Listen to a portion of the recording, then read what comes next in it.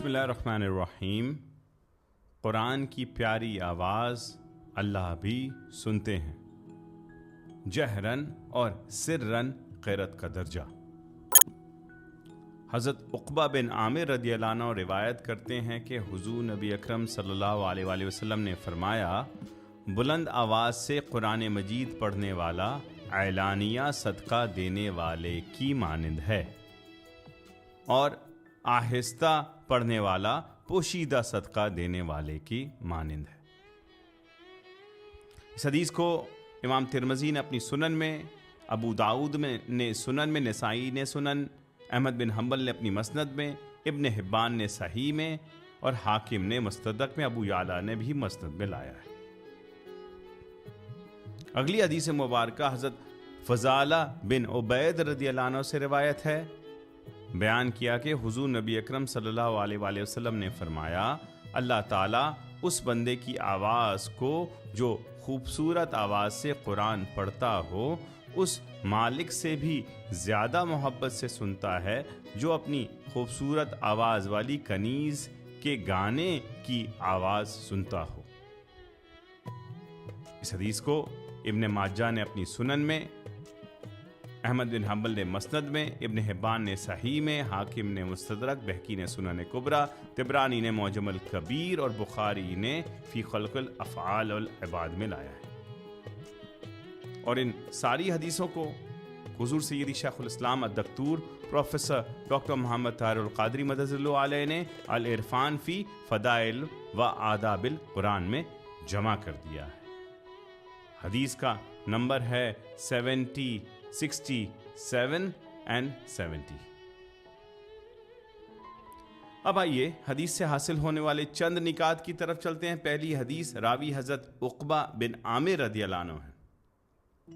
قرآن مجید پڑھنے والوں کے قرآن کی تلاوت، اب آپ دیکھ لیں، نماز سری ہو، اگر آہستہ والی نماز ہو تو اس میں جو تلاوت ہے وہ بھی سری ہوگی، اور جہری ہو تو پھر اس میں تلاوت جو ہے وہ زور سے ہوگی، بلند آواز میں ہوگی۔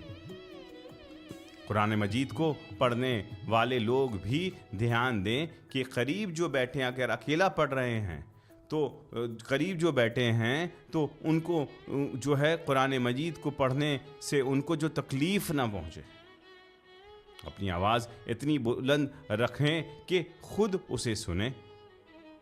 سو جو قرآن مجید جہر سے پڑھ رہا ہے اسے جو ہے اس کا جو ہے دھیان دینا چاہیے۔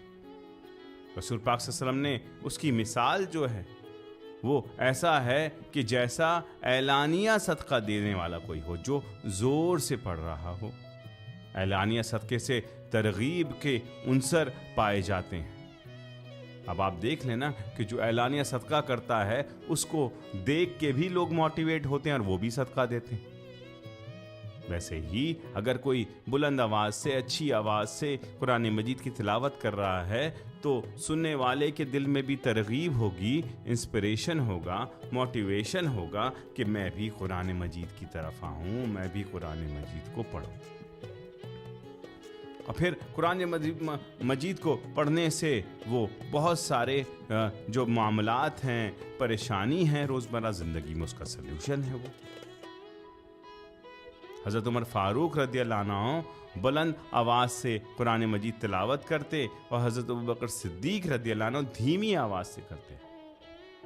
جب رسول پاک صلی اللہ علیہ وسلم نے پوچھا کہ اے عمر، آپ جو ہیں آواز بلند کیوں تلاوت کرتے ہیں، اور حضرت ابوبکر صدیق سے پوچھا تو حضرت عمر فاروق نے فرمایا کہ میں اپنی آواز سے جو ہے سوئے ہوئے لوگوں کو جگانا چاہتا ہوں اور شیطان کو بھگانا چاہتا ہوں۔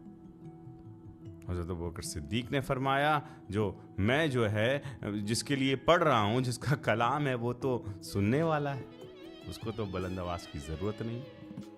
تو آقا علیہ السلام نے دونوں کو انسٹرکشن دی کہ اے عمر، آپ اپنی آواز کو بلند کو میانہ روی میں لے کر آ جائیں، اور ابوبکر صدیق رضی اللہ عنہ کو فرمایا کہ آپ تھوڑی بلند کر رہے ہیں تاکہ بیلنس ہو جائے دونوں کی آواز۔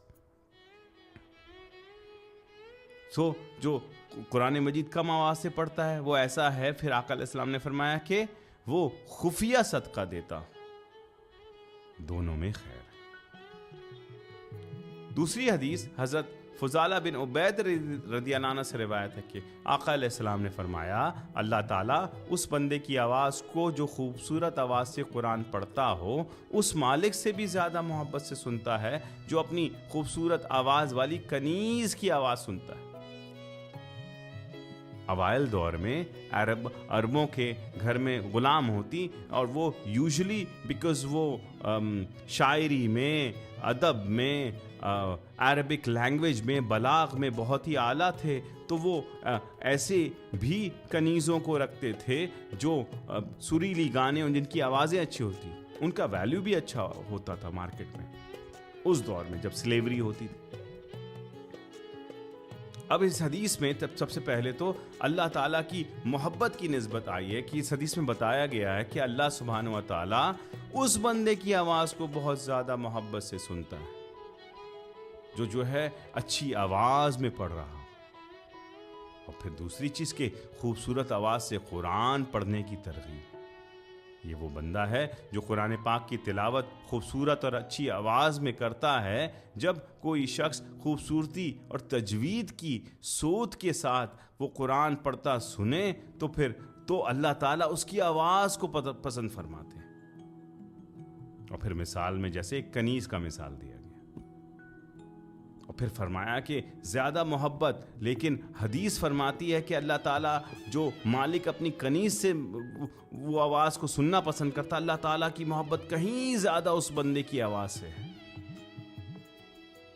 اللہ کی محبت اس مالک کی محبت سے کہیں زیادہ ہے جو بندہ اپنی آواز کو خوبصورتی کے ساتھ جو ہے وہ تلاوت قرآن کر رہا۔ پھر چھٹی چیز قرآن کی عظمت اس میں بیان ہوئی ہے۔ حدیث پاک میں قرآن کریم کی عظمت اور فضیلت کا پتہ چلتا ہے۔ قرآن اللہ کا کلام ہے اور اس کی تلاوت اللہ کو بہت محبوب ہے۔ اور پھر ساتویں چیز تلاوت کے آداب ہیں۔ حدیث میں یہ بھی سکھاتی ہے کہ قرآن کی تلاوت ادب اور خوبصورتی کے ساتھ کرنی چاہیے، اچھی آواز کے ساتھ کرنی چاہیے، پریپریشن کے ساتھ کرنی چاہیے۔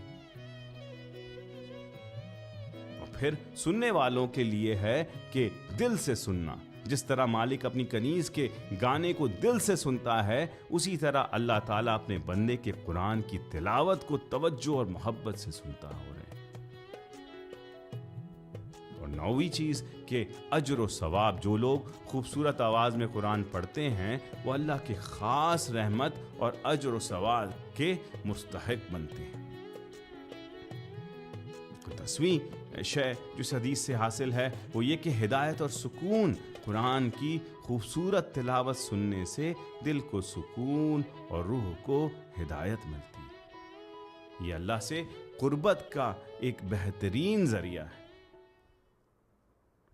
اب ان دونوں حدیث پاک سے جو نصیحت اخذ ہوتی ہے وہ یہ کہ سننے والوں کے لیے ترغیب ہے، سب جو سامعین جہاں جہاں اس حدیث پاک کے درس کو، پوڈ کاسٹ کو سن رہے ہیں، اس سے حاصل کیا ہے، لیسن کیا، وہ یہ کہ وہ بھی قرآن کو، ہم بھی قرآن کو اچھی آواز میں پڑھنے کی کوشش کریں۔ اور آج کے دور میں تو بہت سارے ایپس ہیں، اگر آپ ایک رکوع پڑھ رہے ہیں تو قرآن کو ایپس کے تھرو آن کر دیا اور ساتھ میں تلاوت کرتے رہے، مشق کرتے کرتے اس جو طریقہ ہے وہ جو ہے وہ آ جائے گا انسان کو اور تلاوت بہتر ہو جائے گی۔ اور اگر ہو سکے تو تجوید کی اہمیت پر بات کریں تاکہ اس کی طرف ہم جائیں۔ قاریوں، ریسائٹرز یا قرآن باضابطے کلاس کے تھرو سیکھیں، مخرج کو سیکھیں۔ پھر قاریوں کے فضائل ہیں، اور پھر یہ بھی کہ صرف آواز کی خوبصورت ہونا ہی کافی نہیں، بلکہ دل میں قرآن کی عظمت اور اس کے مفاہیم کا احساس بھی ضروری ہے، اور پھر اس کے آگے اس پر جو ہے عمل کرنا بھی ضروری ہے۔ اللہ رب العزت کی بارگاہ میں دعا ہے کہ اللہ تعالی ہم سب کو قرآن مجید کو بہترین آواز سے پڑھنے کی توفیق عطا فرمائے، اس کو سمجھنے اور اس پر عمل کرنے کی توفیق عطا فرمائے، ہم سب کو صاحب قرآن بنا دے، آمین بجاہ سید المرسلین۔